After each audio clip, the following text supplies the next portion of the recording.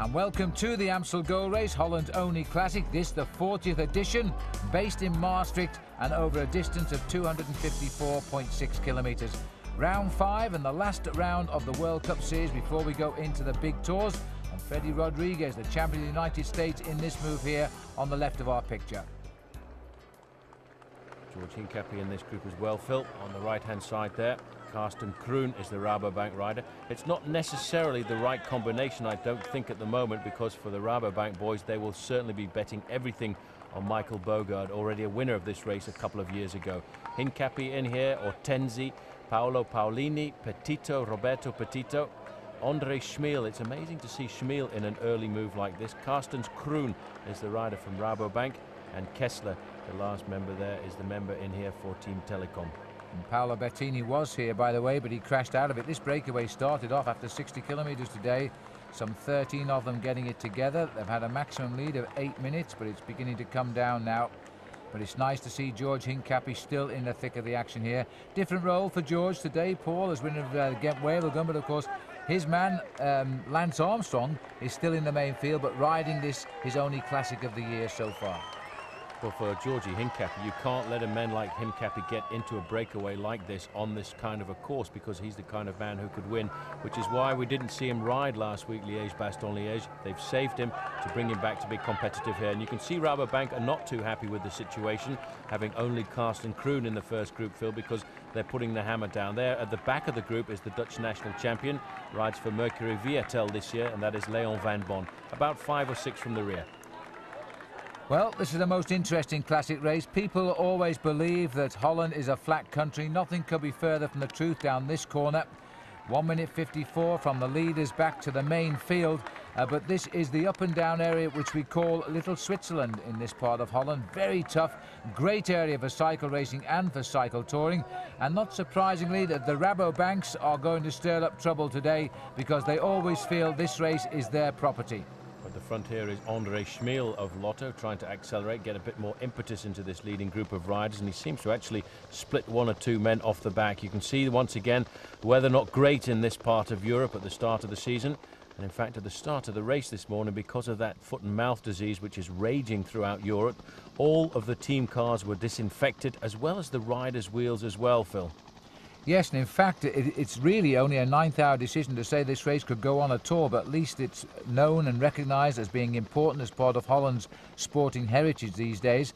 So they have allowed it to go on, but officials have sprayed all the cars. The farmland has been roped off in places. You're not allowed to step onto the sidewalks, and the riders have been told they must not go into the woods for natural breaks or anything like that. Number 22 there is Jeroen Blijlevens. He also was earlier in that leading group with his teammate, but he's obviously a little bit allergic to the climbs here around the bottom part of Limburg. Yeah, the guy going off with him was Glenn de Hollander, and so Lotto losing men there. And this breakaway thinning out rather dramatically now at the front. Looking down there, we've got just 8 riders left. There were 13 of them. And things looking a little bit rough. At 10 degrees Celsius, that's 50 degrees Fahrenheit at the start today. As you can see, it's been damping occasionally too. The roads are still wet.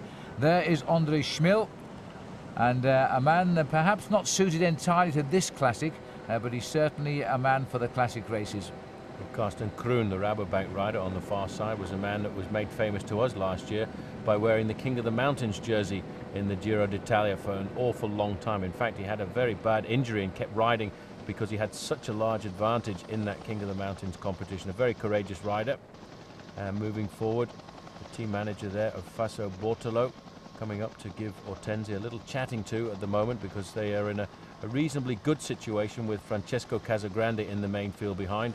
But once we come to the more repetitive nature of this year's Amstel Gold Race, the big names will certainly come to the front. In the past, the Amstel Gold Race has actually nipped across into Belgium, and because of that foot and mouth disease, they decided to keep the race totally inside the Dutch borders. It was actually the Belgians that didn't want the incursion, and I think it's actually made it a slightly tougher race, Phil, because we do 2 circuits, which include the Kutenberg, which they go over on 2 occasions. And we're still to see that climb. Actually, that's a 22% climb, a very steep climb indeed. And there's a lot of US Postal riders here being shadowed by Leon van Bon, the Mercury boy. These are great rivals now as the champion goes through. And Lance Armstrong just caught a glimpse of him over the shoulder there of Leon van Bon. Schmiel on the front of the group, very nervous. He wants to reduce the size of this group here. Very upset with his race there in the Paris-Roubaix just 2 weeks ago. He was crashed in the first section of cobblestones, had to chase for the whole race and rode back incredibly, Phil, to finish. I think it was in 8th place at the end of the day. A marvellous comeback from that man who really is a gutsy rider. At the age of 38, he still doesn't want to give up. No, absolutely incredible. Just look, Paul, at all of the Rabobank riders, and they're even getting help here from Theo de Roy, the team manager's coming up alongside as well. Pass a few words of advice. Puffing and blowing from the riders here. They've got men in the breakaway, but it's not the men they would want, I would assume. That was a pretty slick move there, you noticed, by Erik Dekker. That's actually an illegal move that he took on board there. Theo de Roy had a small drink just inside the armrest of the car, and being a very slick professional, he grabbed it, and there's no chance at all of the referee seeing that, although we managed to pick it up on television. And of course we're not telling anybody. As we watch now, the men from Rabobank keep the pace up here. 2, 4, 6, 7 riders left at the front, 8 riders left at the front of the original 13, and they're under pressure. Now, how much pressure are they under? Because this breakaway was 8 minutes up, and it's nothing like that now. What, 40 seconds? 40 seconds or so, and not a really big group behind either. The pressure on the front coming from Rabobank. All of their men are in here. Erik Dekker, Michael Boogerd. Michael Boogerd is #1 for this team today. They will be looking after him absolutely and hoping to put him in an ideal position when we come into the climbs towards the end, because he rode exceptionally well last weekend in Liège-Bastogne-Liège. But for the Dutch team, this is the most important day of their year. There are a lot of small races here in Holland, Phil, which these riders shine in after the Tour de France, which is their only World Cup event and the only real major one-day race that they have. That's right, it really is. You think in the hotbed of cycling in Holland they'd be closing roads every weekend for major races, but in fact the opposite is the truth. This is the only single-day race. They totally close the roads for racing here in Holland, and it's a big one, 254 kilometres. As we race back to Maastricht now, and we've got 62.5 kilometres still to run. Well, Andre Schmiel is pretty nervous. He obviously knows the main field is coming back, and very shortly we'll be hitting a fairly steep climb, so he wants to make sure he gets there early before the main field does, and hopes that a small group will come off in front of the main field and start the ball rolling once again. A big attack by him, and he's lodged 1 or 2 riders off the back at the moment. In fact, Kessler here, the telecom rider, put into a bit of difficulty, but Georgie Hincapie riding really high on his early classics performance with that Gonwevelgem win and 4th place in Paris-Roubaix. And it's good to see Freddie Rodriguez riding to the front. We haven't seen an awful lot of Freddie so far this year. He did actually just a couple of days ago get 3rd place in the Grand Prix Pinot Cerami, which is a very good ride by him. And I think this is the kind of climbing race that should suit Freddie Rodriguez, and it's nice to see him at the front. Yes, he's had a couple of top 3 places this year, and I'm sure he's building up now. He's been a proud wearer of the Championship of the USA jersey. He had 7 wins last year, and the majority of those coming after he picked up his title. So he's looking forward to defending it perhaps in Philadelphia in the month of June this year, as he sits onto the back now. He's got a powerful sprint when he gets a chance to use it, as young Fred. He's now 27.5 years of age. Another one of the big transfers of the winter season as well, because last year he was a member of the huge Mapei quick-step team, and he decided to move across with the Domo Farm Frites Belgian division that split across there, and I think he's made a very good decision to stay with them.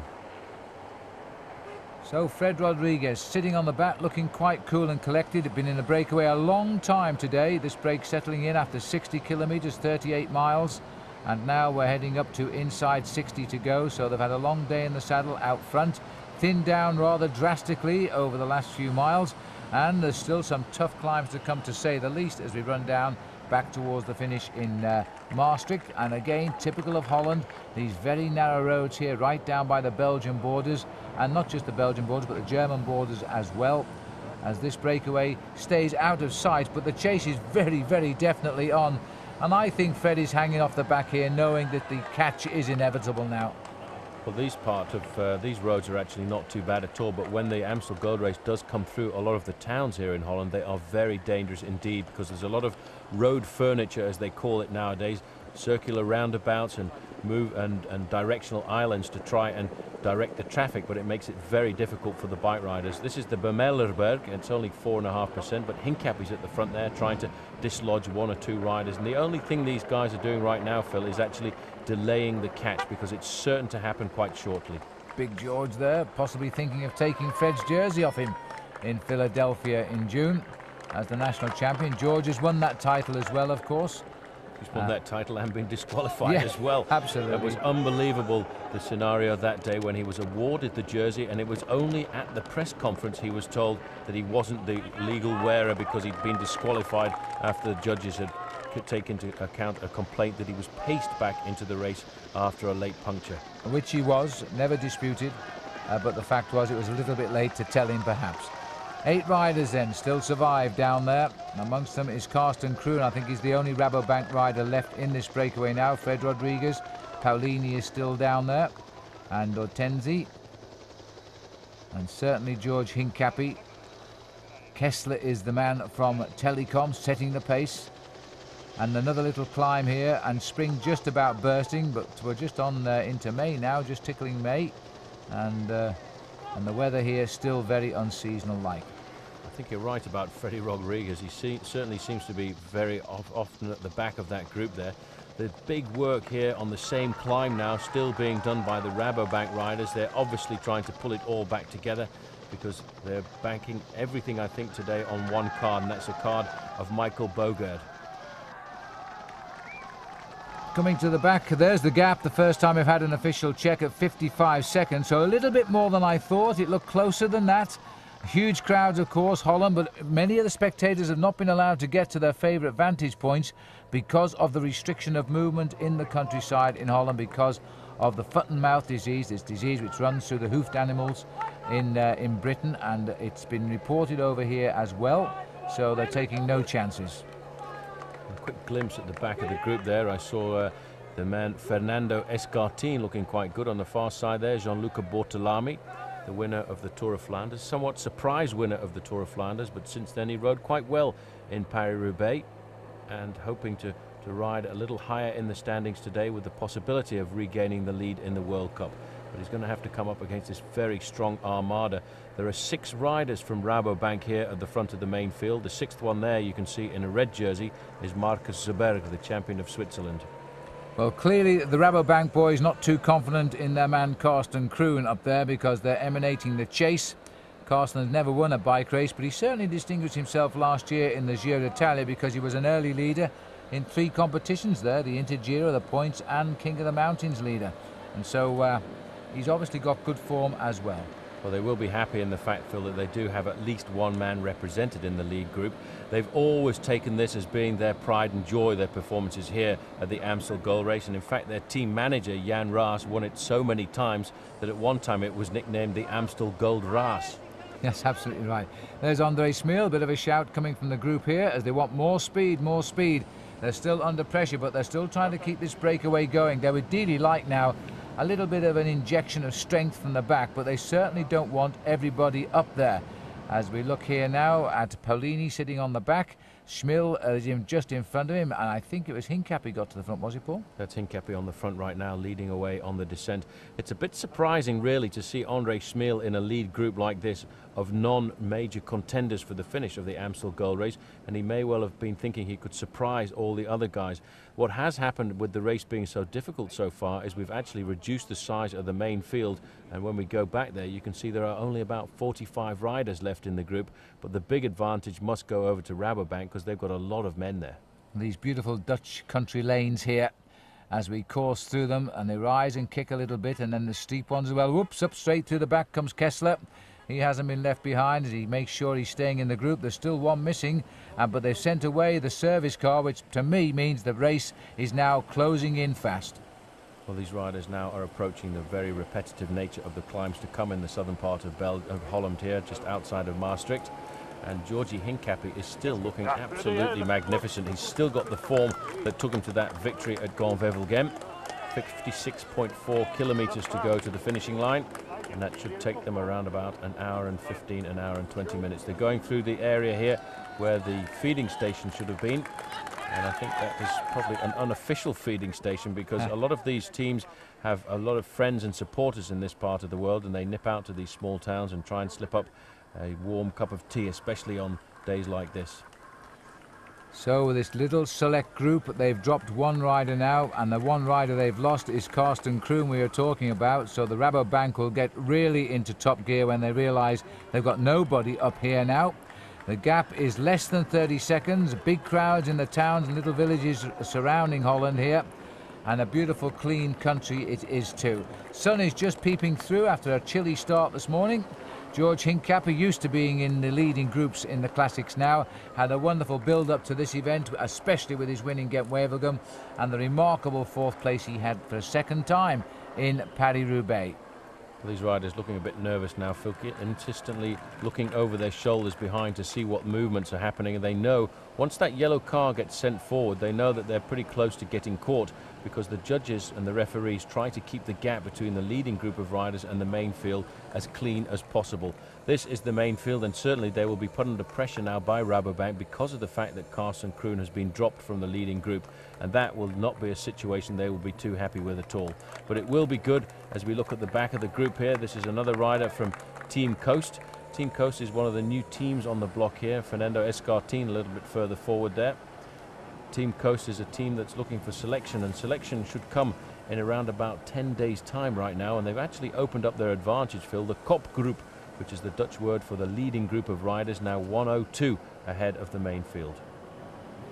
Well, I wasn't expecting a reversal there. I thought it was curtains, so you better call in the yellow car again, because it looks as though this group now has found itself some firepower. Andre Schmil never short of some strong legs, always willing to try, and George too. I'm not too sure what George's tactics are here, Paul, because he's really under the command of Lance Armstrong today, isn't he? Well, Armstrong will want to try himself out. The only reason Lance has come to this race is, first of all, because he loves to race in Holland, and secondly, because it's the first part of his build-up to the Tour de France. He's used this race as a test in the past, and in fact he finished second to Michael Boogerd in a photo finish after the Dutchman sat on his tail for the last 20 or so kilometres. Armstrong would certainly very much like a revenge. Last year he didn't ride too well here in the Amstel Gold Race, and it was thought that maybe he wasn't in the ideal form building up for his Tour de France. This is Leon van Bon, I think, who's just leapt out of the group here now, trying to surprise his former teammates here. Van Bon, a magnificent bike rider, always aggressive, took out a stage at the Tour de France last year, didn't finish it, but did end up signing through the inter-season for the new Mercury Viatel team. There, in fact, you can see 184 is Fernando Escartin. You can always recognize that crab-like position. And here's a little bit of a move coming here from Van Bon. This is how he did it, taking his place from down the line. That's the perfect place to launch an attack when the domestiques are working hard at the front, but then you've got to keep on and hang on in there. He's got a little bit of a gap at the moment.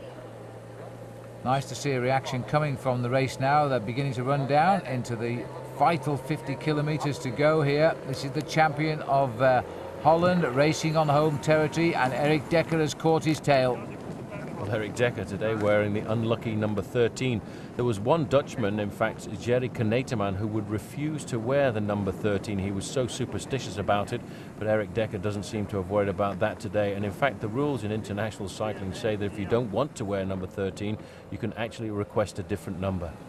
Well, that sounds fair enough, especially if you are superstitious. Back to George Hincapie at the front here, Paolo Paolini on his inside. Andre Schmil is probably the best accomplished man in this group. Certainly last year he was voted Belgium's top cyclist of the year for his brilliant season yet again, starting with his win in the Tour de Flanders, second in Paris Tours, runner-up in the World Cup. A title, of course, he was defending. He was the World Cup holder back in '99. Almost taking out victory in the World Championships because he attacked so many times over the last 5 kilometres there. He deserved to win that championships, and what a story that would have been.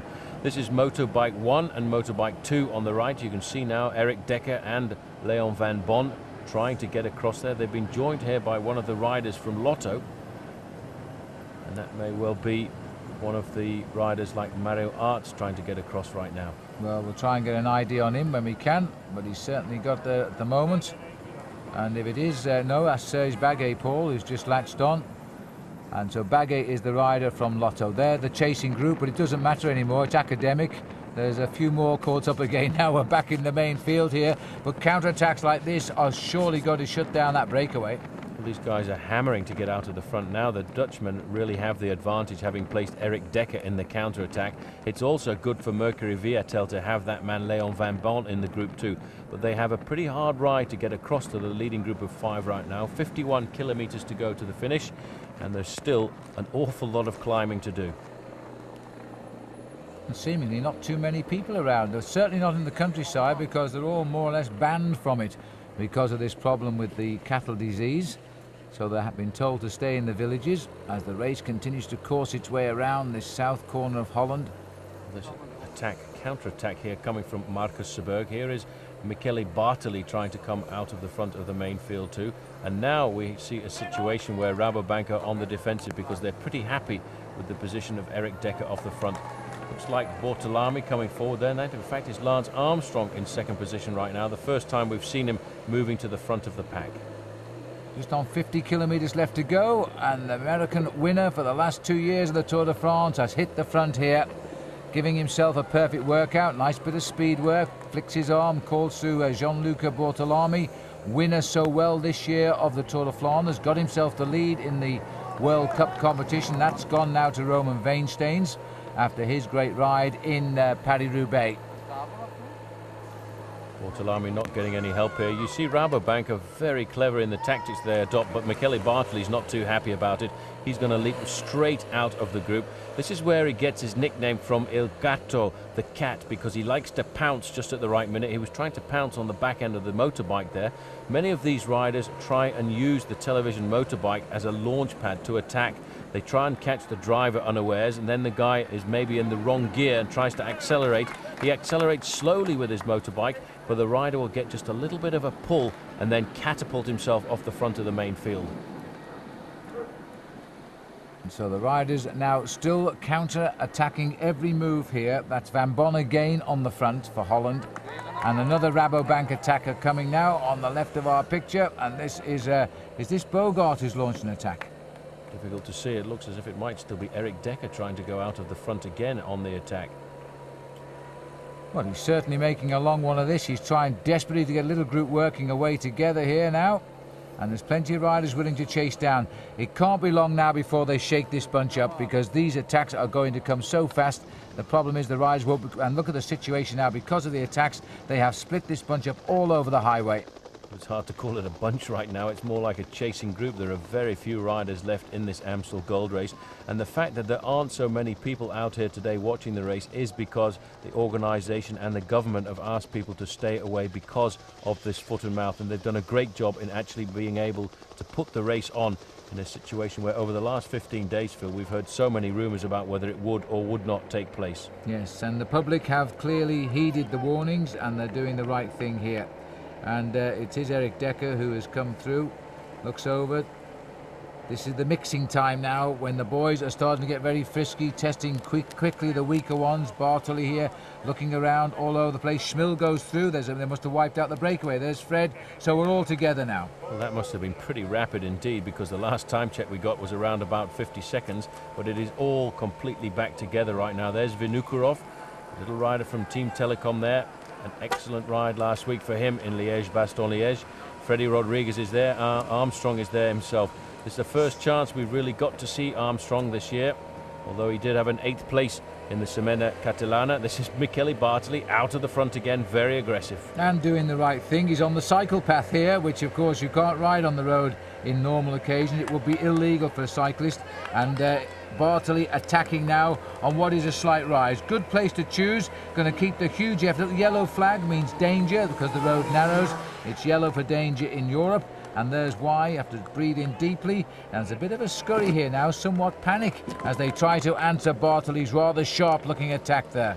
Well, he's got a mean acceleration, Michele Bartoli, but you can see all of the time Rabobank are putting men up there just to try and keep control. This looks like Michael Boogerd now coming off the front of the group. He's countered the move by Michele Bartoli, but I think he's going to have a hard call to try and ride to the finish on his own at this pace. And he's listened to you because he's sat up to see if any little group can come and join him. Boogerd knows what it's like to win the Amstel Gold Race. Bartoli also there. On the left-hand side there with the large helmet and the grey jersey is Johan Museeuw. So it's good to see Museeuw riding so well here. It's a race that he's enjoyed in the past, and Freddie Rodriguez is not enjoying it at all because he has popped.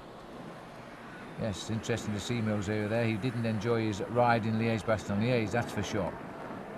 Now, the group has thinned out under this flurry of attacks, but there are still a lot of riders here willing to give it their best shot. And a lot of riders from Rabobank, again, launching attack after attack at the front now. They've got enough men here, too, to try and weaken this and hopefully get one away. 4 of them clear now. This is Museeuw bringing them round at a tremendous speed. It's an interesting move, this, by Johan Museeuw. I didn't expect to see him in the thick of the action in this event. Well, he has won this event in the past. That was back in 1994 when he was really at the height of his classic campaign.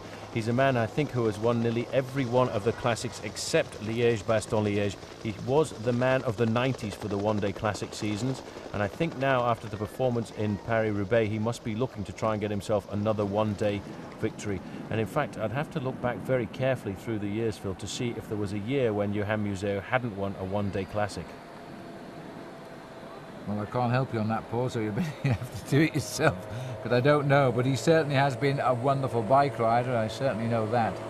And a great man to talk to as well. His English isn't that great, but on the other hand, he always has interesting things to say. And now he's in second place here, still on the attack, trying to break the attention of the big field. Erik Dekker was the man launching the attack with Museeuw in second position. This looks like one of the big Cofidis riders coming across here, and that is more than likely going to be Chris Peers. It is indeed. He's a man that deserves a good success. He reads the move so well. He hasn't quite latched on yet, but this man will do one day. And it looks as though we've got an interesting man in this breakaway. The third man in line, I think, is a rather interesting man to see riding well in the classics. That's Lance Armstrong. Something so far that Jan Ullrich has failed to do is to show in the early season classics. But Lance is pulling quite a face there as he tried to hang on to the wheel of Johan Museeuw. Looked over for a little bit of assistance, slipping back from the main break, but there's 4 of them clear just now. And looking to see if anybody can join them. Sweeping descent at the speed of Museeuw coming down. Chris Peers in second place, Armstrong. And they are the first 3 riders on the road. And there's the whole field is freewheeling back on. No, maybe not. Maybe this may be the start of the move. Good move by Johan Museeuw. In fact, if you talk to Lance Armstrong about the men who he really respects in the sport of professional cycling, one of the men in the top 3 or 4 names he'll give you is Johan Museeuw. Erik Dekker leading through one of these small Dutch towns very far to the front. There's Pieter van Petegem, Mercury Viatel going through there. Armstrong, very attentive ride by Armstrong right now, keeping himself right up near the front of the pack. Museeuw is there. Zberg is there too, the champion. He's also a Rabobank man. Don't be fooled by his national champions jersey of Switzerland, because he is the champ. Here comes Boogerd again. Looks at everybody disdainfully because somebody left the door open. Might well have been Andre Schmil there. But anyway, Boogerd's going to close it down. This bunch all of a sudden has reduced rather dramatically. There's a bigger bunch even further back, but this little group here might get across. This is quite a serious speed here as we head up through now towards the climbs. We will be coming fairly shortly, Phil, to the Zberg. That comes around about 27 kilometers to go to the finish. It climbs up 22%, and in the past it's a climb which has been absolutely mad with the crowd that come out to see it. This year I expect it will be almost devoid of spectators. Well, I think you're right, because they won't be allowed to go up there. That's about 10 miles ahead as we continue on the road here, and it looks as though all the damage slowly being repaired. Christian van der Velde to the back there. Christian van der Velde moving forward there as well. Michele Bartoli at the rear end of the group right now. The pace is certainly exceptionally high. This is Armstrong accelerating at the moment on one of these climbs, trying to split the group. Well, this is the first big attack from Lance, and he's launched it in that low cadence he pedals at now. 42, 43 kilometers to go at this point as Armstrong puts in an attack. Any takers is the big question. Well, anybody who can respond to that is going to be pretty good. Somebody's coming hauling across the gap right now. Well, I'm not sure. It looks like Eddy Mazzoleni who's come across here from Vini Calderola. It is in fact Eddy Mazzoleni who's come across. Let's just take a look at that one more time. Armstrong riding at the front of the main field. Actually, it doesn't really look like much of an attack, Phil. He was in first position. He's just pedaling quite hard on the pedals, keeping the cadence high, but what happens is the guys behind actually basically sit up, and he continues with his efforts. It is amazing because we have just seen about 10 or 12 kilometres of absolute full-on attacking, everybody countering the moves, bringing everybody back together again. Lance has hit them in exactly the right moment because there were 3 bunches there. They come back together, nobody willing to launch an attack because they're tired. Lance has sensed that, and he might have chosen well. And Mazzoleni somewhere has found his legs here to get across to Lance Armstrong. Now Mazzoleni and Lance Armstrong's cycling reputations are vastly different, and yet Mazzoleni's gone for Lance and joined him. Well, the important thing when a big star like Lance Armstrong attacks is to be on the wheel as quickly as possible, because if you don't, you will never make the distance up again. Armstrong on a titanium bicycle there, he's in fact just put his earpiece in to get into communication with his team manager Johan Bruneel from behind. But the big losers right now, Phil, are Rabobank. They're going to be put on the defensive again and have to do a lot of work on the front of the main field, because you dare not let a man like Armstrong get too much of an advantage. Well, there is the man we've waited a long time to see him in our television pictures. At this stage of this season, we haven't seen him at all in 2001, but he's there now, and he's put in an excellent attack, and Mazzoleni's ready. Well, Mazzoleni's only ever won 2 races, both of those last year, a stage of the Tour of Romandy in Switzerland, and also a stage of the Tour of Switzerland itself. He is, in fact, an Italian. Well, then Petegem in this next group on the road, as is Schmiel. Amazing to see Schmiel in the second group because he's been involved in an awful lot of attacks, and Erik Dekker pulls himself back up. And in fact, notice that Michael Boogerd there just dropped off the back of the group there to pace his men into the group as well. So they're playing a very tactical game today, our Rabobank, Phil. Now they've got 2 men in this group, but they never should have gotten caught out by that move by Lance Armstrong. No, they've got 3 men, Paul. There's Boogerd, as you say. There's 3 riders up in this group for Rabobank, and now they've got to make a quick decision because gone in the distance are these 2 riders. No time checks coming yet, but they're quite clearly over half a minute ahead, I would say, of the field. And Armstrong was the man who caused the attack, and Mazzoleni was the man who spotted it, and the others let him go. He's caused that group behind to split again. That's a very select group of riders on Moto 2 chasing him down, and you can see as they wind their way down that descent just after Lance Armstrong, they can't be very much more than about 25 seconds behind right now. And Eddy Mazzoleni has decided he's going to come to the front and work with the man who's been the champion of the Tour de France for the last 2 years. Armstrong, though, looks like a man possessed today. He's got incredible pedaling action, keeping that cadence of his very high indeed, pushing the pace. This is for him a very important test, and the way Armstrong rides nowadays, Phil, he chooses certain objectives throughout the season, but when he does come to race, he races full on. He likes to test himself. His thoughts not winning of Amstel Gold, but winning the Tour de France. That's his main singular objective. Here is Erik Dekker, who won 3 stages of the race last year when Lance won the big race itself. And Erik now having to do a lot of work here. A bit slow to get onto the group he was, but on the group he now is. Also in this group is Johan Museeuw, André Schmiel, Chris Piers is there, Christian van der Velde it is. This is the group now which is assembling a very select chase group, and at the back there Van der Velde is going to remain a passenger. He's going to help no one. In this group as well, I caught a glimpse of Davide Rebellin, a good favourite for a circuit like this, especially with the fact that there are a couple of climbs within the last 10 kilometres. Armstrong coming up alongside Eddy Mazzoleni, who will have given him a word of encouragement there, saying, well, come on, let's work together. We've got a chance here to build up a large advantage. Armstrong nowadays, having spent a long time in Europe, fairly conversant in French and in Italian as well as Spanish, which he obviously uses quite a bit racing down there in Texas. Mazzoleni taking a look over his shoulder. He better not lose the concentration because he needs that back wheel of Armstrong, who is driving again up a climb here with all of his power, pedaling a low gear and just sitting there with great pedaling. The rainbow jersey sleeve edges there as a former world champion. That is his right. And the riders here in this group are using this little climb of the Lorberg to try and split the field. And this might be a decisive chase, and Museeuw has missed the split. Well, they're trying to nail back that leading group of riders, which contains Dekker and Boogerd. All kinds of urgency in this group behind. There's Bartoli in 4th position there. You can see the big strong style of him rolling about on the bike. Well, a lot of riders at the back of that group in difficulty. This is Rebellin moving off the front, but they're about to get caught, I think, Phil, by a larger group of around about 20 riders or so. Yeah, I think half the riders dropped earlier have just come on that climb. In fact, And we have a much bigger bunch here now as David Rebellin sets the pace briefly, drops away off the back. So this is going to become a much more concentrated main field now. But still, the two riders are clear at the front. Dekker now put into the role of defender, trying to pull the team back up to the front. They'll be working as hard as they can, but I think for Van der Velde it's boom boom and out go the lights.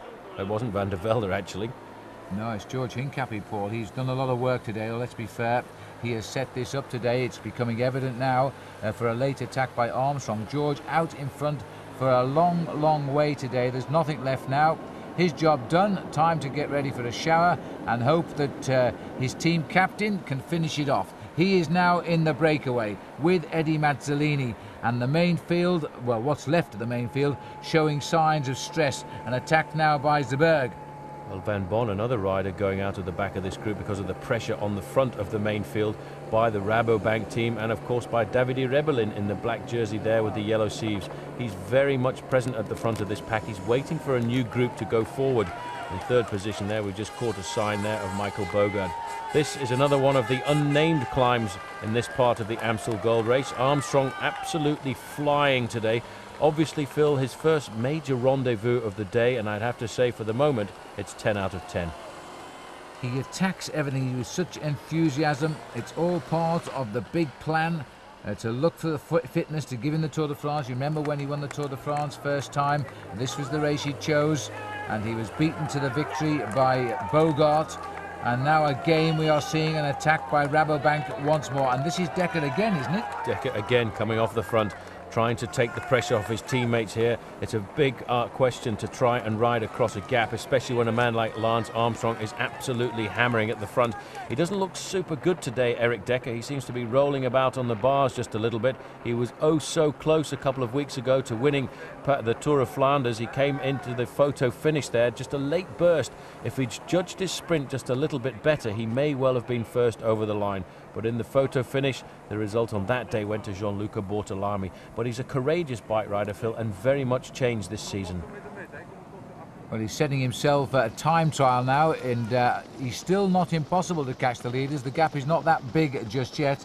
Dekker was the time trial champion, in fact, of the Netherlands in 1996, so he's a good lone rider. Let's see if he can get across. There's the two leaders on the left. Round the right-hand bend now for Erik Dekker. It's not so long ago, in fact, that the two leaders went through there. He's committed now. He's done something nobody else has been able to do for these past few kilometres.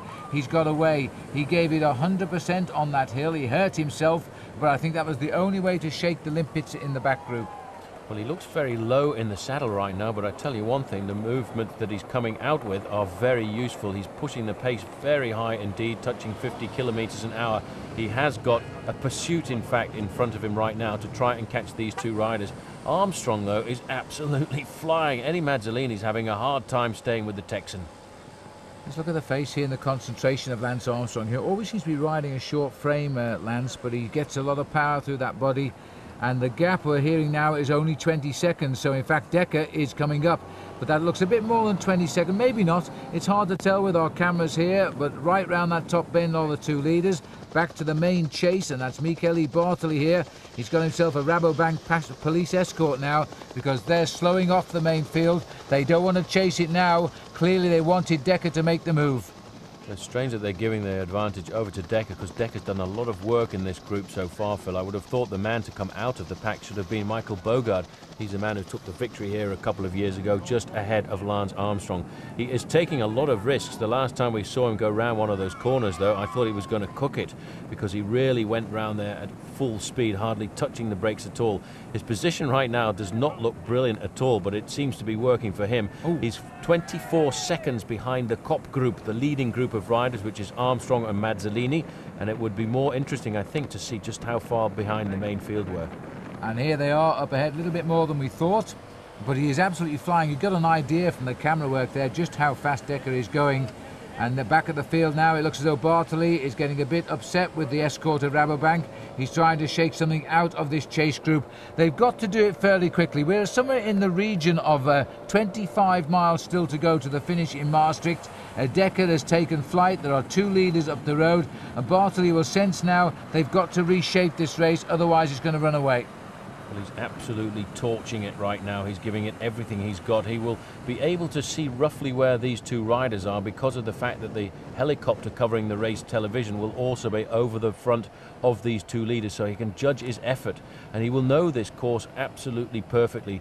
These men are from this area of Holland. They want to win this bike race, and they know what the corners are like, and you can pick up an awful lot of time in the corners. But I have to say, Armstrong is riding beautifully today. Michele Bartoli, he's a prisoner right now in the main field, and he won't be happy with that. He will be marked everywhere he goes, and it seems that having come from the great Mapei Armada today, Phil, he's very much isolated. Well, the speed of this man is often frightening. When he does turn on the style, he tears a peloton to shreds, and he's done it again here. But he's pulling away, unfortunately, at least two of the Rabobank team, and they're not going to be anything but passengers. And look in the distance, you can see just through the trees there the following cars of the two leaders. So Dekker here now is probably no more than 14-15 seconds. He has them in his sights. That's a fine piece of riding. He's got to catch them now.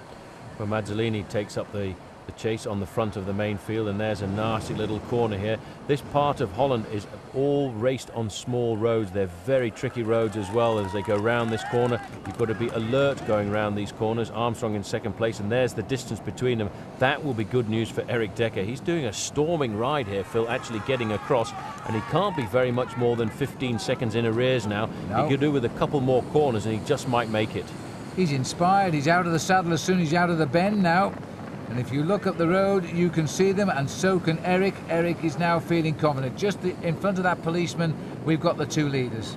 Well, he's going to give it everything on this descent right now, and he will have the advantage of seeing them in front of him, and he will use that as a bait, as a carrot, like a carrot in front of a donkey. He will go for it, and slowly he will eat into their advantage. There are the two men leading the bike race on the left-hand side, and Erik Dekker, the one chaser, on the right. The main field are losing a little bit of ground at the moment, but that's because of the tactical manoeuvring going on between the Rabobank riders and Michele Bartoli. Well, it's a long time since we've seen an Amstel Gold race which has become a veritable pursuit across the Dutch countryside. Lance has taken a very early move here, more than 25 miles from the finish. He was clearly content to go alone. I bet he's grateful that Mazzoleni decided to chase him down because it's an extra bit of help. But look at this now. Boogerd also in a little bit of trouble here. He's having to work back up to the split caused by Bartoli. He didn't go with the original move. Well, if you're not on the wheel or in the shelter from the wind here, it is very difficult on these kind of roads. He's having to dig quite deep there to make sure he stays in contact. If he doesn't stay in contact, he'll get a mouthful from the team manager in the evening. Andre Schmiel is the man right in front of him. The man on the front of this group setting all of the terrible pace is in fact Michele Bartoli. So Bartoli, the man from Italy, doing the work, and all that's come on the back end is more trouble for him in the form of the Rabobank team leader, Michael Boogerd, who's having the best start to the season I think he's ever had. Also in this group you can see the pale blue shorts of the Mercury Viatel rider, Peter van Petegem.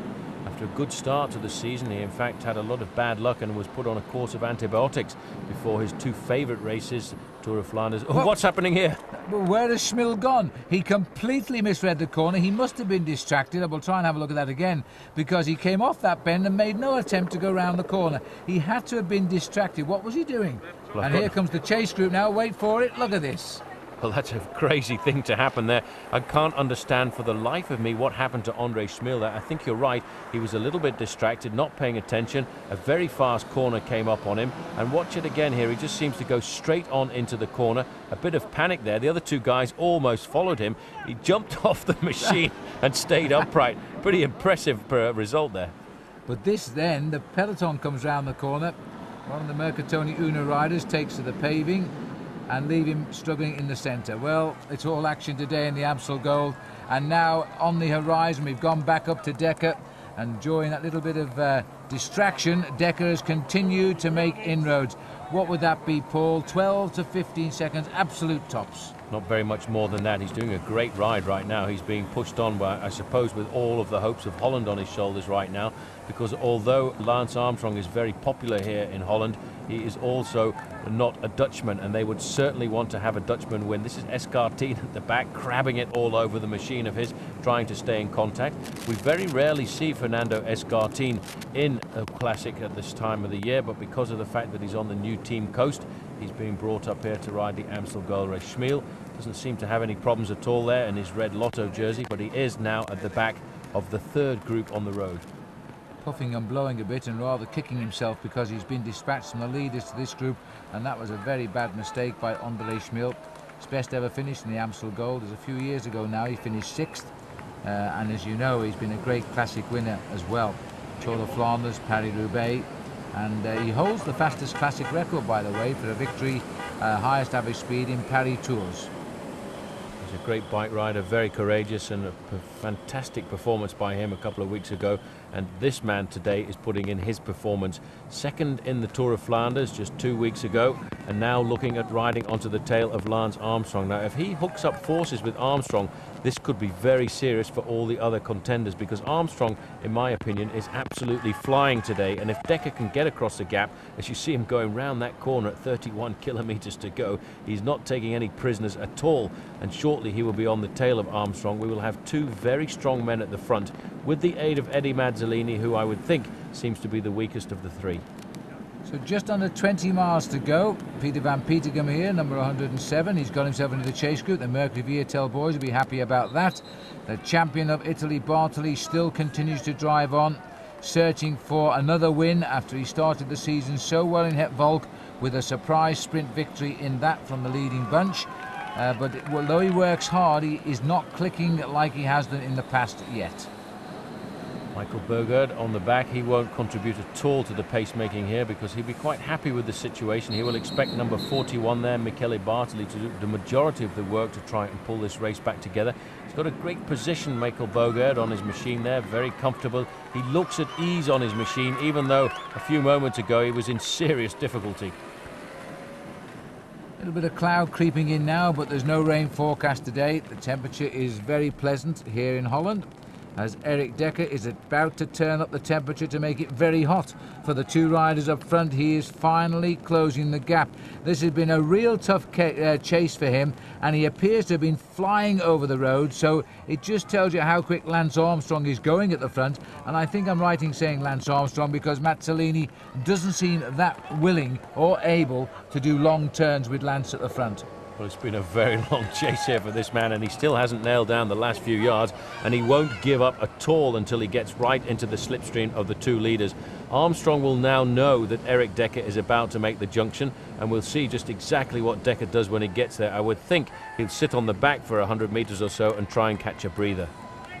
We now have 3 men in the lead. We're inside 29 kilometers to go. Cop group, the head group, Dekker, Armstrong, Mazzoleni. Now, will Armstrong be pleased or sad? Because surely an extra pair of legs at this stage might be welcome. I think it will be welcome, and he'll know the fact that, in fact, there seems to be a problem here at the back. Well, in fact, no, there isn't a problem here. What's happening is he's touching the push-to-talk button to have a quick word with his team manager at the back. This is Michael Boogerd. He'll be talking to Theo de Roy, letting him know what his form is like at the moment, and Theo de Roy will be telling him that Erik Dekker at the moment has just made contact. Because nowadays, with all of this communication, which I know you hate, Phil, a lot of the team managers actually have televisions in the cars, and they can see the same live pictures as we see and understand how the race is unfolding, and then help decide the tactics on the road. I don't know, Paul. We'll be using mechanical men next, and we won't bother with human beings on bikes, but there we are. I like riders to think for themselves, and let's see a great bike race. And right now we're looking at a very good bike race here. 3 top riders together at the front. Perhaps the odd man out very slightly, Eddy Mazzoleni. Lance Armstrong, having seen the arrival now of Erik Dekker, checking over there, slipping to the back to see if anybody else is slipping up in the shadows, but they're not coming at the moment. Bartoli would like to have a say in it, but they can't get rid of the Rabobank shadows. Takes a good look at Erik Dekker. Dekker, of course, can speak English, and so they can converse. Coming up now to the Kutteberg, and not very much more than a couple of kilometers. 28 kilometers covered as they go here through Skin op Geul.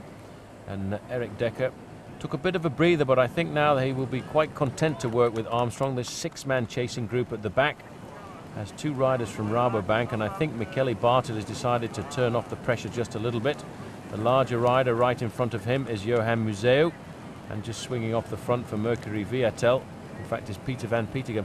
I get a feeling here, Phil, as we see Lotz there in 3rd position, that Boogerd actually wants to encourage the chase here because he doesn't have confidence in the position of Erik Dekker in the front. Well, I'm sure that Boogerd is the undisputed leader of the team, and they sent Dekker up there to try and do the spoiling tactics now, and then wait for the arrival of Michael here, because Michael has had such a great start to the season. He's got the best form of his life. It might be that there's still time yet, because we still have the climb to come, as you know, of the Kuttenberg, not very far away now, and then we've got the climb to the Kauberg when we come out of Valkenburg shortly. All of these are going to hurt the riders up front, and there's only 3 of them, but they've reduced that chase group now to just that handful of riders. Pretty impressive to see in a race like this, when you remember just last week there were so many riders left in at the end of Liège-Bastogne-Liège. Today has been a very difficult race, and I think the organisation will probably rethink their little incursion into Belgium that they used to have, because I think the race this way around has been a lot harder. The Kuttenberg now 22%. Oops. That is rather steep, and right onto the front goes Lance Armstrong here. It's hardly an alpine climb, but it is very steep. Normally packed with people, so many so we can hardly see the road. Today emptied out because of the problems in the farmlands. And now Armstrong, and more importantly Dekker, has no one to cheer him from Holland on this climb. It is a lonely road up, and Armstrong concentrating hard here and just rocking and rolling like we've seen him do so many times over the years. Mazzoleni gritting his teeth, hanging on the back of Erik Dekker. Now, if Erik's had a hard chase, Paul, he obviously has had a hard chase, he's going to have to grit his teeth and hold on. But look, it could be here that Mazzoleni has cracked first. Well, Mazzoleni in serious difficulty, and that's not surprising when you look at the stature of the 2 men in front of him. Armstrong, you saw that quick glance over his shoulder. He wanted to see the position of the Italian, and I think they've done it right now, because this climb is unbelievably steep at 22%. Armstrong is dancing on the pedals right now, and you can see Dekker, not normally very much at home on the short climbs here, is just knowing what he has to do. He has to do one thing here, Phil. He has to stay on the wheel of Armstrong, but on the same climb is the chasing group of 6. Johan Museeuw at the back too seems to be handling it quite well at the moment. He's heading up over the ridge there where they've just dropped Mazzoleni at the front. Dekker has ridden back up. He hasn't come out of the saddle yet, Erik Dekker. Armstrong likes to keep a rhythm going. Dekker has just sat there using his pure body weight to push those big legs around, and I think he's tamed Armstrong. He's come up. Armstrong is happy to take his wheel. Armstrong checking there where Mazzoleni is. He's gone, I'm afraid. Eddy Mazzoleni has lost his position and will shortly be picked up by this group perhaps. But here they are, still Museeuw on the back. Other rider is Lotz and Michael Boogerd. Sorry, I was thinking of Michael Boogerd, the 2 Rabobank riders, and Bartoli, yeah. Well, it doesn't seem that they're actually giving it full stick up this climb at the moment. Boogerd is setting the tempo at the front, but he's not doing that much damage on the rest.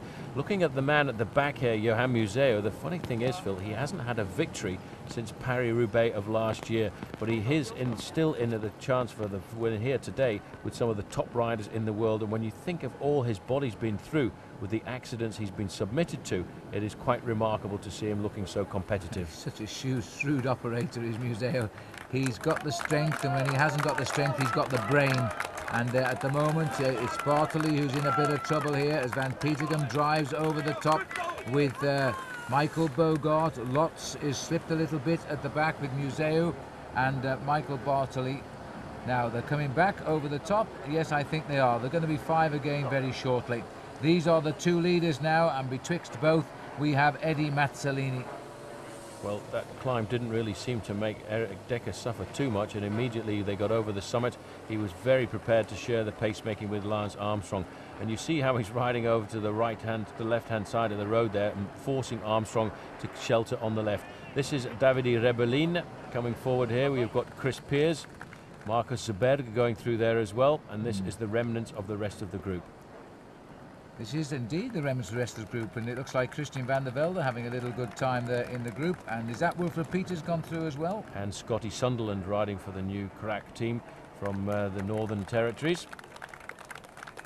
There's Scott Sunderland, another man who's come back from a near-death crash to become a great bike rider again. And strangely enough, that near-death crash was in this bike race as well. He was knocked off by his former team manager, Case Priem.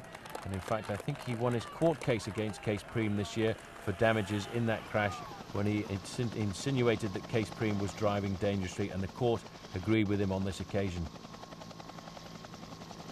Now from the helicopter, two men riding in the shadow of each other at the moment. Erik Dekker, who crossed the gap to replace Eddy Mazzoleni, and Lance Armstrong all of a sudden is in the big time again now.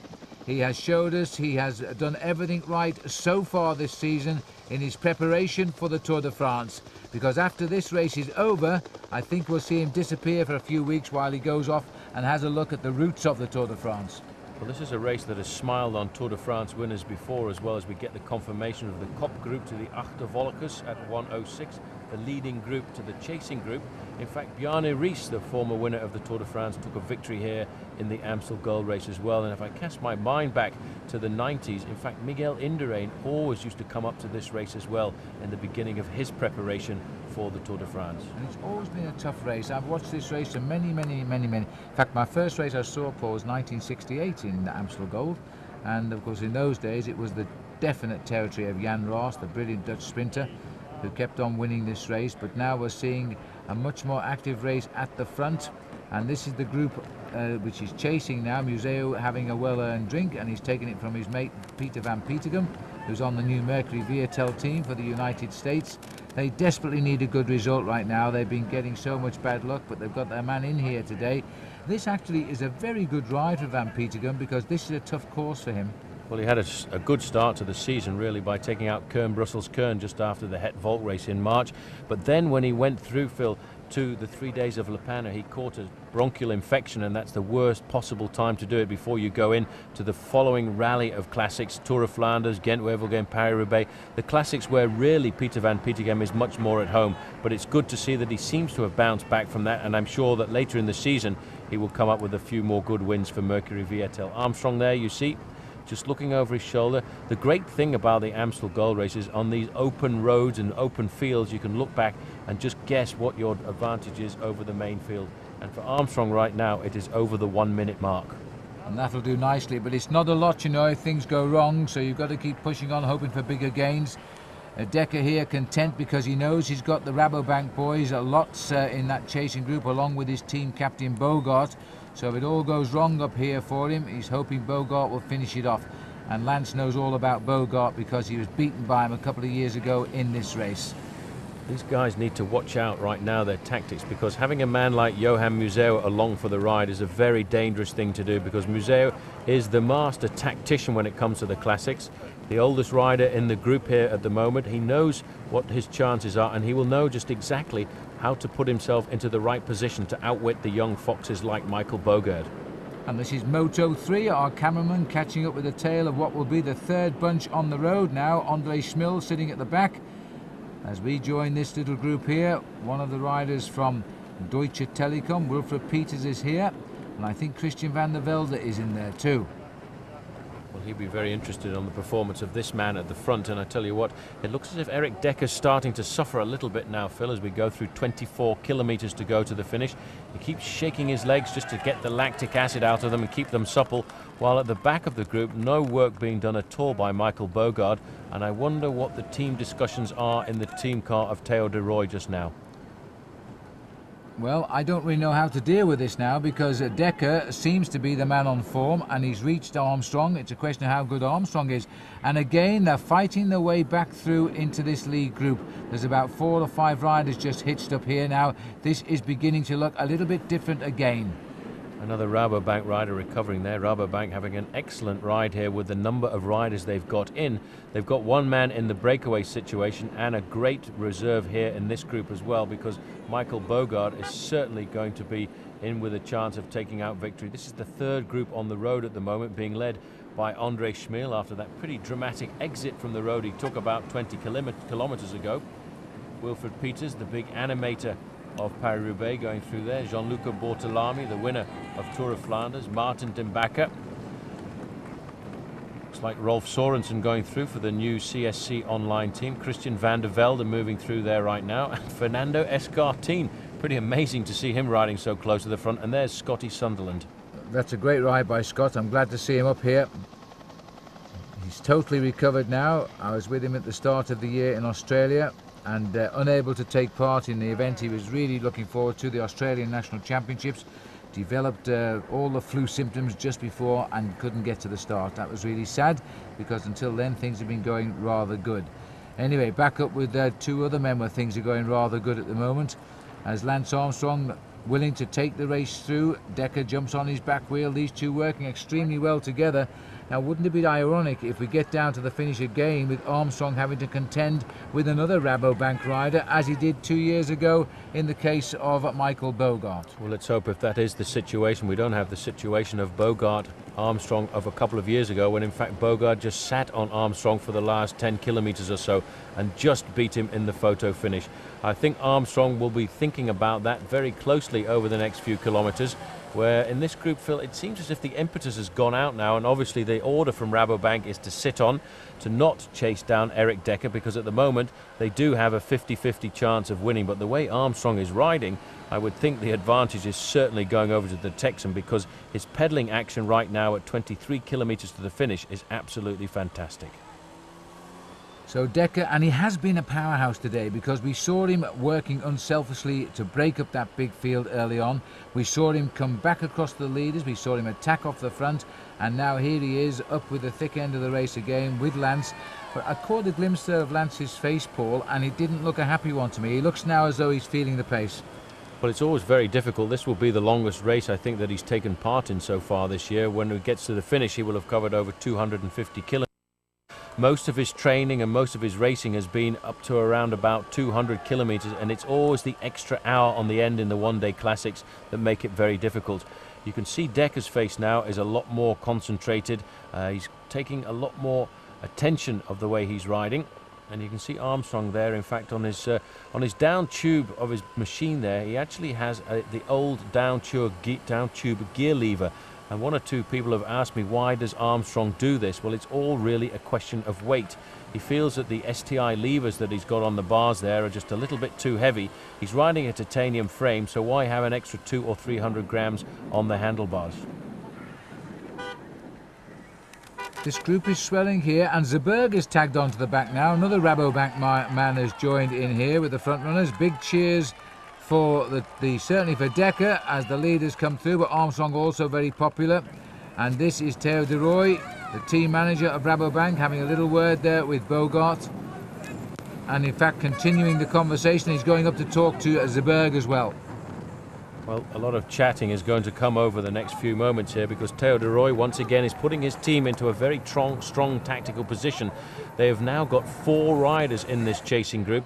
Michael Boogerd has to be very honest with the team management right now to let them know just how good he feels, because in a few kilometers time we've got a very difficult climb of the Kauberg, which comes out of Valkenburg, where the World Championships was in 1979.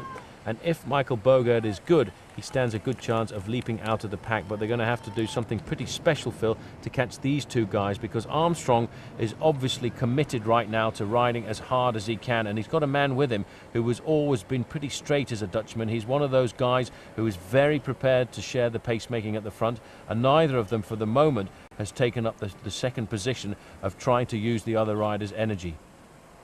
2 men together, 2 men committed, only one can win. And they shouted in English there, the time check, and I think he said 1:25 seconds. Shouted just over the 1 minute. I didn't catch the second part of it, and that may well have been Leo van Vliet who was in the team car there. Leo van Vliet, a former great bike rider. I passed a lot of my professional career racing races with Leo van Vliet, and he's now the race organizer here at the Amstel Gold Race. And he will be crossing his fingers and hoping that the winner is one of the Rabobank riders, because they certainly want Holland to win here. But wouldn't it be great for his team if this man were to win? Coming up alongside now is Johan Bruneel in the team car, having a quick word with Lance Armstrong, and it would be pretty nice to be a fly on the wall of the team car now to know just exactly what he has to offer Lance as advice. Well, Dekker will understand whatever language I think Johan will speak to Lance in, because he'll understand Dutch, of course, and he'll understand English. Now then, Dekker still playing very much his role here as workhorse, and despite the fact he knows that if these two get caught, he's got 3 cards waiting to be played back in that chase group. It's a very comfortable feeling. It's not quite as strong and outnumbering as the situation that George Hincapie was in the recent Paris-Roubaix, but it's still a little bit overwhelming. Here's the chase group. Peter van Petegem driving on the front with his old sprint rival there, Johan Museeuw, sitting on his wheel. Then behind, the champion of Switzerland, Zberg, and also for Rabobank you've got Michael Boogerd and Lotz. It seems as if the impetus has come out of this group right now. Peter van Petegem in the white jersey there, swinging off, looking for some help at the front of the main field. Theo de Rooij up alongside here, come to have a chat here with Erik Dekker. This is a pretty long chat too. They're probably discussing the finish in 1999. He's got in his hand there a carton of Extran. I think he's just trying to persuade the referees to allow him to talk to his man just a little bit longer. The muse being that he's actually come up here to pass along some food. And there it is. And also, I wonder what he said there, because he kept his voice down. He obviously didn't want Lance to pick up anything of it. But certainly, and he's gone to the front now to finish off the conversation as we go into the last 20 kilometres at Zberg. Well, at 19 kilometres to go, that discussion there with Erik Dekker and Theo de Rooij actually slowed down the impetus of the leading 2 riders. And in fact, Lance knew something was going on there because he was slowing down more and more, trying to force Dekker to come to the front. Now, there's no more items maybe passed to the rider now, inside 20 kilometres to go. They will be able to still talk with the riders for a little bit further. But now it looks as though, and in fact, I think discussion Dekker's between these here. 2 riders now too. Dekker is discussing something with Armstrong, and you can see Dekker is not riding quite as hard as he was just before. Armstrong is not too happy with that either, I don't think. I think you're right. We couldn't hear what they said there, unfortunately. Now, are they going to start playing around, or are they going to get on with the job? Well, if they do that, that's crazy, because we've still got the very difficult climb of the Kouberg and one more climb to go after that. They need to keep working together, because that's a pretty serious group of contenders behind them. And I think Armstrong has decided, well, I've worked so hard so far, let's get on with it and get as close to the finish as possible. He's now setting the pace. We'll see in the next few moments whether or not we're going to have a repeat of 1999 with Boogerd sitting on Lance Armstrong, and that would be the role now that Dekker would take up. I hope not, because it would be good to have a good fight out to the finish. Dekker just sitting here coolly at the moment. Somebody else wants to come past.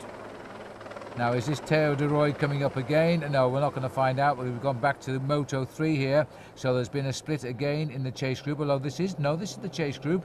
I think there might be the wrong camera identifier there, because this is the group. No, this is Leon van Bon in this group, isn't it, Paul? No, that's Peter van Petegem on the right-hand side. Markus Zberg in the right, in the red jersey. Michele Bartoli in the tricolor jersey as champion of Italy. And on the back of that group, you will probably find number 11, Michael Boogerd. This is the second group on the road, a very serious group as well. Davide Rebellin is coming forward right now. Johan Museeuw with that helmet looks to be perched on the front of his head right now, but he is looking exceptionally good. 18.4 kilometers to go to the finish of Volgenberg. When they come down here, Phil, they will take a left-hand turn and climb up the Kouberg. Let's not forget Eddy Mazzoleni. Oh, we had forgotten him. Poor Eddy's still lodged in the middle here. That's why I said Moto 3. We've forgotten about the man who's been out in no man's, and we've had no pictures of him since he was dropped on the Kouberg, and he's still out there. Well, good for him. Pretty impressive. I'd forgotten all about him. I figured he would have been pulled up by this group, but he's still holding on to 3rd place in the Amstel goal race right now. This is exactly the same run into the Kouberg as the World Championships was in 1979. On that occasion, the winner was no other than Jan Raas. A huge crowd in the town here as they're cheering on the Dutchman who's leading him round the corner. Erik Dekker now setting up. As you can see here, Mazzoleni trying to get down into a low-profile position, keeping his pace as high as possible, but he will know now that the main group is starting to close in on him. 44 seconds is his deficit on the Kop group, the leading group of 2. Very good indeed. He's riding an exceptional race, only losing it out, Phil, really, on the very steep Kouberg. So good for him, and he's coming into my favourite little town in Holland now, Valkenburg. This is a lovely town to spend the weekend in and to go cycling from its base. The trouble is, when you leave town, it's usually up the Kouberg, which is a nasty little climb. Magnificent crowd, as there always is here. The Tour de France came here not long ago, and there was thousands of people enjoying the spectacle. Back up the mountain now, and this is Erik Dekker, and Lance Armstrong is alongside him. A big blow of sigh of relief there for Erik Dekker, but he'll be waiting for the attack to come from Armstrong. Armstrong's terrain really is on these short, sharp climbs. Let's not forget this man in 1993 was world road race champion, the youngest post-war world road race champion that exists. And he now, Phil, must attack Dekker, and here it comes. Well, there we are, preempted. They must have got the signal from Paul Sherwin there, because he went on cue, and Lance Armstrong now moving over to the right of the road as we narrow it down. Dekker is having to grit his teeth, but again, this is Holland, and these are the roads owned by the Dutchman, and Dekker has dug deep, and he's back. Well, he's pushed on by the spirit of the crowd. Eddy Mazzoleni is in third place. He's suffering on this climb right now, but I have to think back to something you said, Phil, about the finish of the Amstel Gold Race in 1999. If that race had finished anywhere else in the world, Lance Armstrong would have run out the winner.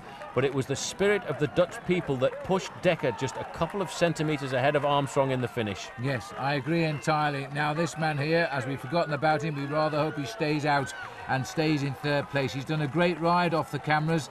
He has hardly lost time since he came over the top of the Koutenberg, but the riders behind are at the bottom of the climb now, and there's still a lot of them. But Eddy Mazzoleni hanging on, but I don't think he's much further around that corner there where those police are.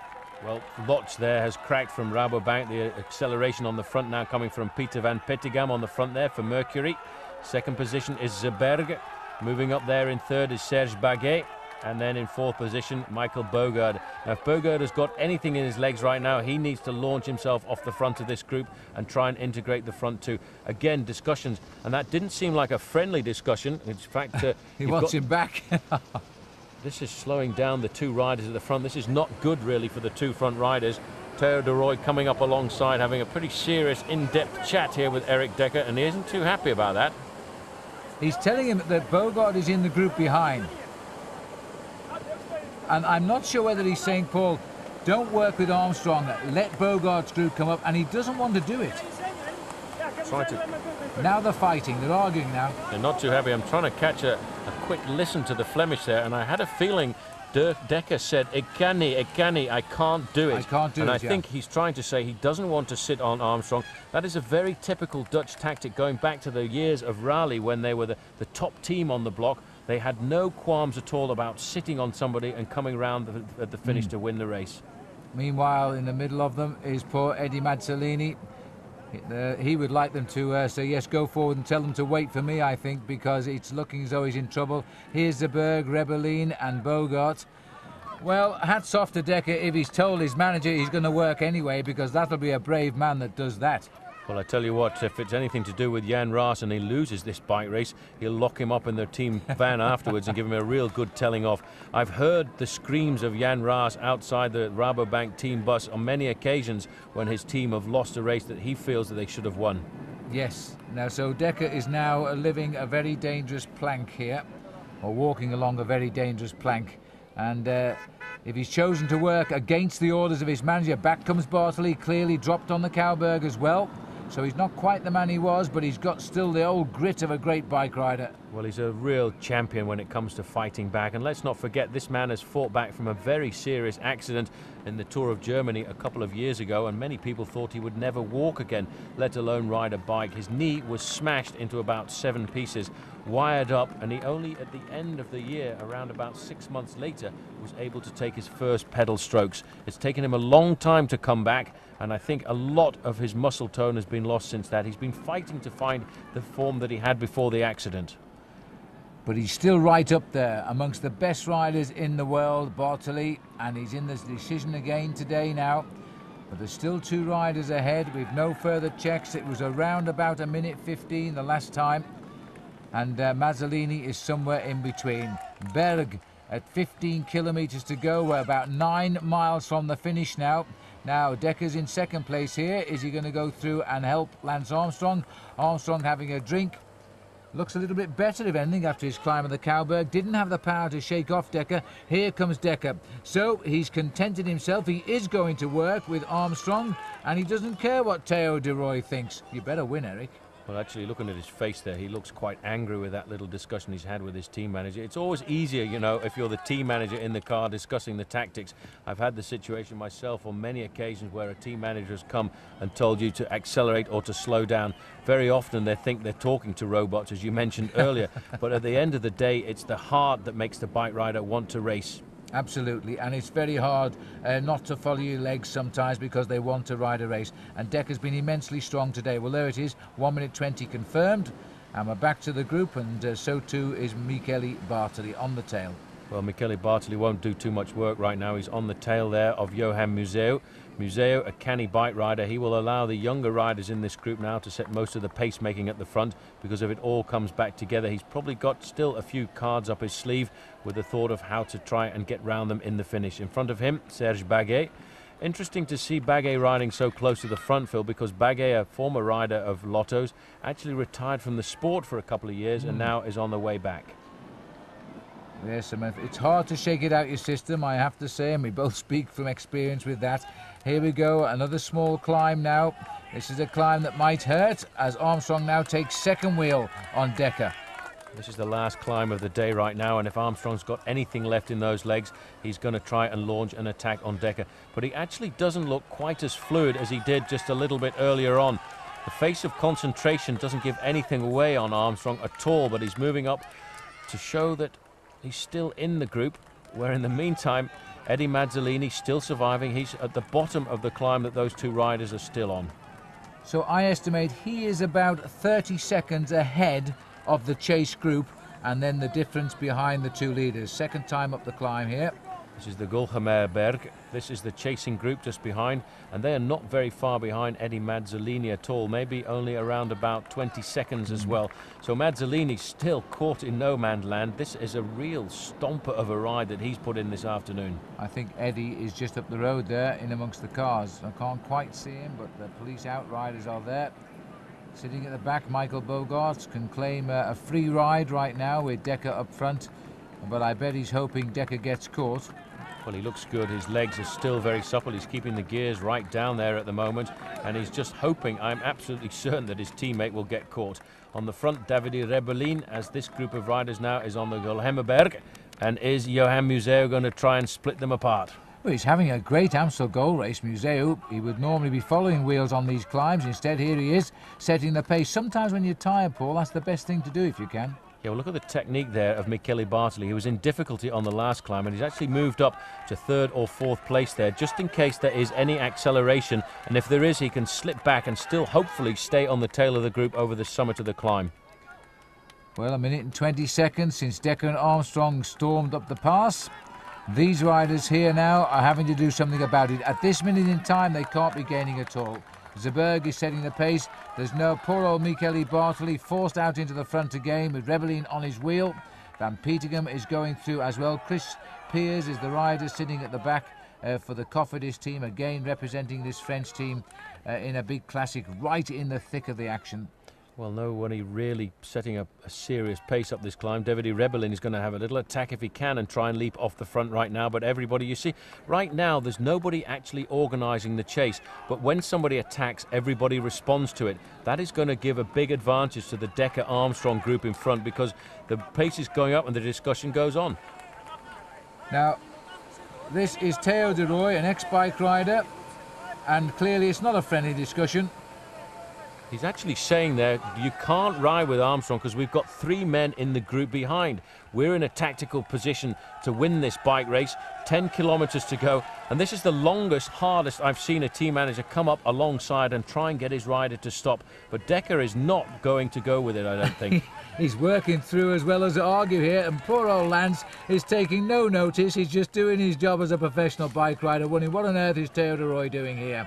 Well, Dekker may as well tell de Roy to go and ride behind now, because he's going to take no notice of him. And Eddy Mazzoleni there. Now he's having a chat with Armstrong here. Well, Armstrong is a pretty tough bike rider, and he says, well, I know the team manager's giving you those orders. That's going to be up to you. And I think if they're going to be real, true champions, they'll both ride together up to the finish line and then try and sprint it out. Dekker's having a bit of a laugh there, I think, because of the fact Lance Armstrong probably knows he's been given a serious amount of dirt from his team manager. Well, one thing's for sure, these two guys are going to take it down to the line if they get half a shot now. And, oh, and there's a puncture here for Van Petegem. That's rather sad. And again, the bad luck of the Mercury Viatel this season continues. Because Petegem now going to have to chase back. He should get back. The convoy's still going by. And he's still on the telephone there, by the look of it, to Theo de Roy. You saw him squeeze his chest. That's where his speaker is. As we take another look at the restart here. No, the flat tyre arrival of Van Petegem before the restart. You see that sign there, very quick. He just put his hand out in front there to indicate to John Warden in the team car there that in fact it was a front wheel puncture. As a real pro, he was off the machine and had the front wheel out almost before the mechanic got there. That speeds up the process and allows him to change his front wheel in usually well under 10 seconds. Mazzoleni, third on the road at the moment. This man has had a lonely ride, but he's made a real splendid race of it today. And so too have these two riders. And the saga continues up here because Theo de Roy has come back.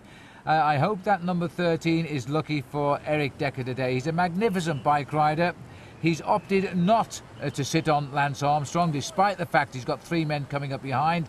He's going away with the most dangerous man, twice winner of the Tour de France, but he doesn't feel as though he can sit on, and hats off for that. Well, there's a lot of pressure on Rabobank to win this bike race, though, Phil. That is why Theo de Roy has been up here so many times. This is Holland. Rabobank is the #1 team of Holland, and they certainly want to win. Theo de Roy obviously feels they're in a much better tactical position in the group behind because, yes, they do have 3 riders, but at the moment he's got a 50-50 chance of winning. Armstrong and Dekker sprinting it out. I wouldn't want to put my money on either of them because Armstrong, as a man possessed, certainly can sprint with the best of them, but he always seems to mess it up when it comes down to a 2-man sprint. So 2 on the left of the leaders, the man in the middle still there, Eddy Mazzoleni, dropped on the Zberg, which was a long time ago now. He got dropped at around about 25 kilometres from the finish. Time is running out for everybody and he's still ahead in 3rd place. Would be a great result for him indeed. Here though is the group chasing him down. And here is the arrival of Van Petegem. Good chase, Peter, back in the group. Time for a drink because that was a good recovery. And nobody to help him. He had to get back up there all on his own. In the back of the group, though, you can see the orange and white jersey of Michele Boogerd. He's obviously not too happy at all about the situation because in the team meeting this morning, he will have been designated as the #1 man for the team. And he wasn't. In fact, if he felt that good, he should have been the man to go chasing after Armstrong himself. Markus Zberg also, Phil, has a pretty good chance of winning the sprint if it comes back together. But watch Johan Museeuw. He's a very crafty man. And right up the road there, I think we're about to pick up Mazzoleni. They've got him in their sights now as they're coming through. I wonder if Theo de Roy has come back to say to Michael Boogerd, there's not a thing I can do with him. He won't listen to anything I tell him. He's riding his own race. I'm finished with him. I can just imagine what Theo's saying right now. Well, 7 kilometres to go. Armstrong, head going down a little bit now. Maybe not quite as nervous as he was just a little earlier as we go further down the road now to Eddy Mazzoleni. Eddy Mazzoleni now, I think, Phil, has lost sight of the 2 leaders. Sorry about the picture break up there a little bit. Ooh, there they are. And for him, it's almost so you can see him giving up now. He realises that the group is going to catch him. He'll just wait for them, take a last drink on board and try and follow their wheels into the finishing straight. Yes, let's hope he can hang on when they come through because that was a great escape. What a shame he just couldn't grit his teeth and hold on for a matter of 200-300 metres and he would have still been with those 2 up front. I'm sure of that now because he's shown he's got the strength on the flat, just didn't have the power up the climb. He's back in the chase group now, so only 2 men ahead. They're racing here for 3rd place. Peter Van Petegem, take note, at the back taking a drink, and also Johan Museeuw. They could be the bunch sprinters here. And Boogerd, Zberg and Lotz are still in there for Rabobank too. Back to the leaders.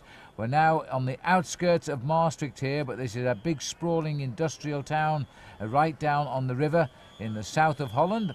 And I thought he was on the telephone for a moment, but he was actually adjusting his earpiece. I think he's actually just taken it out. He's probably fed up with getting an earful. He wants to get down to the job now of trying to win the Amstel goal race. I don't think he wants any more discussion. And I would think Theo de Roy in that team car behind is absolutely seething right now with the fact that his team man, Erik Dekker, is completely and utterly ignoring the management's rules. I think you're right. I think he has taken out his earpiece so that Teodoroi can't speak to him. We're getting to the area where the race director will not allow the team cars up anymore to speak to the riders through the window, and so that's the end of it now. Dekker's on his own. Zberg coming to the front now, setting the pace. Michael Boogerd also taking over some pacemaking at the front, but at the moment these guys from Rabobank are in an ideal situation if there is a problem at the front. But the problem is, I don't think they're going to catch those two leaders because we're still getting time checks, Phil, just in excess of the 1 minute mark. So it should go down to a victory for either number 91 or number 13. Well, number 13 in Holland and falling out with his team today. Could be in a spot of bother here. 56 seconds, so they've closed it down a little bit. Now they've picked up Mazzoleni. I hope he's staying in there. Didn't see him just then, but I hope he is. Pretty narrow roads here as we make our approach now. It's a bit of a tricky approach to the finish this year. We'll go around a huge roundabout. Embarrassment all round for the leaders if they're still away, because they will cross with the riders on the other side of the road, and then we'll see if daggers flow from the car to the leader here, Erik Dekker. Dekker still very content to share the pacemaking with Armstrong. Armstrong started this move 42 kilometers from the finishing line here in Maastricht, and it was really more of an acceleration than an attack, and I think he was quite surprised to find himself with a gap between himself and the main group, and after that it really put a lot of pressure on the rest of the field. Mazzoleni was the first man to respond, and then Rabobank sent their man Erik Dekker across. This is the difficult part of coming into any of these towns here, Phil, because you know what does happen is they've got all of these directional islands, as Eddy Mazzoleni has managed to clamp onto the back of the group, and it is very tricky coming into a town finish these days. Yes, it's always difficult these days to organise the arrival of a huge classic like this, Holland's only Amstel goal race, as the riders now swing around that corner just on 1 minute behind these two riders as we make our way up to the large roundabout. And still Erik Dekker is working, and Lance Armstrong, if anything, doesn't look as strong as he did now, so he's probably rather delighted that Dekker is setting the pace. Sun getting high in the sky, very late afternoon on a spring day in Holland, and the weather has thankfully cleared up. It is a beautiful day now in Maastricht. I'm not too sure it's going to be a beautiful day for Dekker though, as now Armstrong finds his legs again and sprints through. Well, I wonder if Armstrong has got in his mind the anger at getting beaten in 1999 by Michael Boogerd. Michael Boogerd, the same member of the team. He's got back up here again, Teodoroi. He's not happy at all. Obviously, Dekker is completely and utterly ignoring the team management rules. He might find himself getting a fine for that, because normally in the last 5 kilometers of a bike race like this, the team manager not allowed to come forward. After all, though, this is Holland. Well, that was a single word delivery, whatever he said, and it must be something like just win, and he's just gone away from him, and that's all the conversation was. Here's the chase group, still with Mazzoleni deservedly hanging on to the shirt tails there of Johan Museeuw. You can see there's not much pressure in this group right now, Phil, so the win is going to be decided by those two men further up the road. They are still sharing the pacemaking. Armstrong is getting himself ready, but I tell you what, they're pulling out the yellow cars right now. So the two leaders heading into the finish now, and they're still together as they make their way into these last couple of kilometres. Which one's going to win? I wonder about that one now as Dekker sits in. There's the main chase group, and they're all together as well. And still nobody willing to push the pace, with Van Petegem on the front. Bartoli drives through, Van Petegem, Museeuw, all these great names, and they can't do a thing about the two leaders today. Peter Van Petegem on the front there. Taking over the pacemaking now is Johan Museeuw. I wonder what's going through the minds of these guys from Rabobank, or if they've been privy, Phil, to the discussions that have been going over on the radio waves, because I'm sure that's why, in fact, Teodoroi came up alongside the rider in the front there, so close to the finish, because in fact Erik Dekker's taken his radio communications off. I'm absolutely sure you're right, and indeed all of the 29 climbs of today's race are now behind them, but there's one big mountain to climb for one Rabobank rider up front, because I think the pressure's on him now to try and turn on the finish in style. Erik Dekker had 3 stage wins in last year's Tour de France, which he rode with great strength and determination, but this would be his first ever classic victory if he could get it. And what's worse for him, of course, he's a Dutchman. And if he's seen to help an American and lose it, well, he'll have to make an awful lot of answers for the questions he'll get at the finish. Here we are now, up the dual carriageway, heading out towards the big roundabout swingabout. In fact, look down the road. In fact, if these guys start to mess around, I just caught a quick glimpse there of the chasing group. We were given a time check of 56 seconds, but I think, Phil, it is coming down quite dramatically because these two guys, let's not forget, have been away for 40 kilometers almost, and now they're getting closer to the finish. They will start to tactically prepare for the final sprint, and if they mess around too much, they'll find the group coming back on them in the last kilometre. Well, we'll know very shortly, because once they make this big swoop around the roundabout, they come back down the other side of the road, that we will see exactly where they are. And this is Dekker again, looking quite relaxed at the minute, sitting behind Lance Armstrong. Here's the group coming up behind them on the same stretch of road. There is still a gap there, though. And they've lost all their firepower now as they come through. They're racing the third place, I would say, unless there is a slowing of the front, because they've slowed down completely. Well, they did seem an awful lot closer than that, but looking at the speed of these two riders, they don't have the impetus to pull back the two men in the front, and certainly the decision must come between either Erik Dekker or Lance Armstrong. On the front there you can see Boogerd. There's no real place left for these guys to attack right now, so it's obviously going to go down to a sprint for third place. Johan Museeuw, a former winner, never afraid of a spot of work. The gap being bridged there by Serge Baguet. And this little group all still willing to chase each other, if not the two leaders. Well, actually, I said there was no place to attack there right now, but in fact, Johan Museeuw nearly rode off the front because everybody in this group is starting to watch each other. It's very important to get in the first 5 of a World Cup race to get yourself points for the World Cup competition. Peter van Petegem knows that very much. He wants to make a good showing here at this Amstel Gold Race for Mercury Viatel to try and get a slot in the Tour de France. The two leaders, though, now, Phil, have got to be thinking about how they're going to win this bike race. And for Armstrong, he's been in this situation so many times before, a two-man sprint. The last time he did it here at the Amstel Gold Race, he came out in second place, but by such a small margin. Yes, I just have the feeling that Lance is tired now. He keeps the way he feels a real good secret. You can't really tell, but he's not the same sprightly man he was about 40 kilometres ago. And Dekker has had an absolutely brilliant day. Here's the big roundabout now. We swoop right down and back on ourselves. There it is. And so we're going to see where the other riders are this time through. Well, you're quite right about Armstrong, Phil. In fact, I remember at the bottom of Juplin last year in the Tour de France, he looked absolutely magnificent. And within the space of 1 kilometre, boom, and he was in the real difficulty. In fact, Jan Ullrich could hardly believe it when he saw that he'd left Armstrong behind.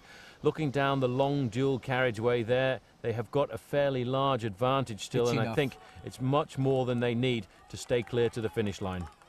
This is enough. Here they come, the pack now. As they cross here, is Erik going to look across? Up, throws his arms up in the air as if to say, well, what can I do?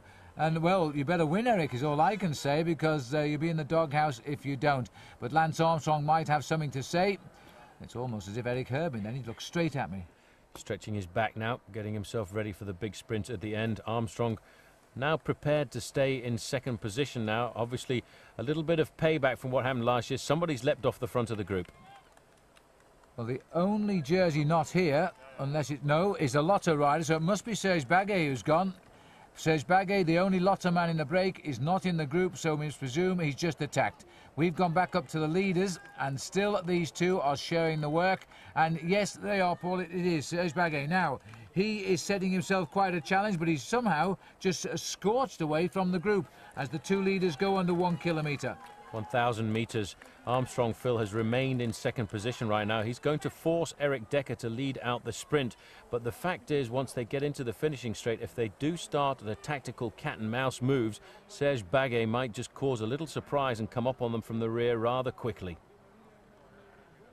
We're on the run in now, the last 800 metres. So often this little bit here we see is the lineup for the sprint. Armstrong will know exactly where he is. He's been in the company of Rabobank before. As we've said many times in the last hour or so, it was, of course, Michael Boogerd who found something from nowhere to pip Lance in a photo finish when Lance should have won that one. But any other country, he would have won it. Now, this is Serge Baguet. He's under the kilometre to go. There's still about 15 to 20 seconds of the gap, but not much more. There is the long finishing straight here, and Armstrong's got him where he wants him. He has got Dekker in front. He's not going to come by now. He's going to force the Dutchman to lead out, but Baguet is absolutely flying. I would say his deficit is around about 25 seconds now as he turns into the finishing straight. And if they play around too much longer, he'll find this man coming right onto their tails. A great move by him. He's certainly going to get third because in the main group behind there is no reaction at all for the moment. He looks over his shoulder, but he should look forward because the finessing which is going on here. Look in the distance there, the signal's already up to turn off the vehicles escorting Baguet. The commissaire is getting a little bit twitchy as well because he knows this rider is coming at a tremendous speed. Big sprint, and look at the commissaire now. He knows. He's told his driver he's going to have to move because Baguet is coming up while Armstrong is waiting, and he's forcing Dekker to open the sprint. Dekker opens the sprint and grits his teeth. There's a lot in this for Erik now, and it looks as though he might hold him because I don't think Paul Armstrong has got the legs. Armstrong cannot come out of the drafting scheme. Now he's going to try. No, he's not. He's given up. Dekker has got it, and one has to feel some sort of relief for that man there. Well, that was a perfect sprint there for Erik Dekker. He led out from the front. You were right. Armstrong did not have it. Baguet comes across the line in third place, but Armstrong lost it completely. Markus Zberg for Rabobank coming up here in fourth position. Good sprint for him. Baguet fairly came across in third. Museeuw was fifth there, but I tell you what, this man certainly had to win. He can't believe it. A great sprint, they said. You made it. Yes, I did, and he does not believe it. Erik Dekker has won his first ever classic. There's even better news for him. He gets 100 World Cup points for that. He is also the new leader of the World Cup when this series resumes in August. There we are looking at the sprint now.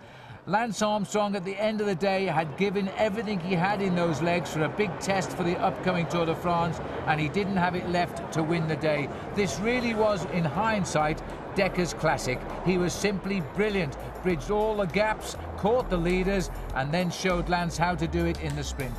Well, this is the way to sprint if you are a strong man. He led from the front, and never once was Armstrong able to come out of his slipstream here. He's actually fighting to stay on the wheel of Erik Dekker, and as soon as he knew he wasn't going to win, he allowed the Dutchman to cruise across the line, 2 arms aloft. There's Lance, his Soigneur chasing after him. He's got to come back for the prize presentation, of course. They take the top 3 in the Amstel gold race on the finishing line. Lance should feel very content with himself, although he feel a bit upset at taking a second again to a Rabo rider. The congratulations from Michael Boogerd, who says, yeah, you were right, you knew you could do it, and well done. I'm sure they wouldn't have said that if he'd have lost. At this point, he had it won. It was a tough sprint there. He led it out very strong. He had the whole of Holland on his back there. He had to win the bike race. But let's not forget, Phil, Lance Armstrong did a good ride to get second. And the man who won in 1999, congratulating him there, Michael Boogerd. And Armstrong does look pretty happy. What a great ride, and everybody's hopes now high for a third-time victory in the Tour de France. Listen to the crowd, they love him in this part of the world. As he shakes hands now with Erik Dekker and with Serge Baguet. The 4th place went to Markus Zberg, the champion of Switzerland. 5th went to Johan Museeuw. 6th to Piet van Petegem, despite his puncture. 7th to Michele Bartoli. 8th Davide Rebellin. Only 9th to Michael Boogerd. And the 10th place going to Chris Piers. That's the result of the Amstel Gold Race. We'll leave it to the riders to sign off for us this time. And it's great to see Lance Armstrong back in the frame, roll on the Tour de France. For Paul Sherwin, I'm Phil Liggett saying thanks for being with us. The World Cup will resume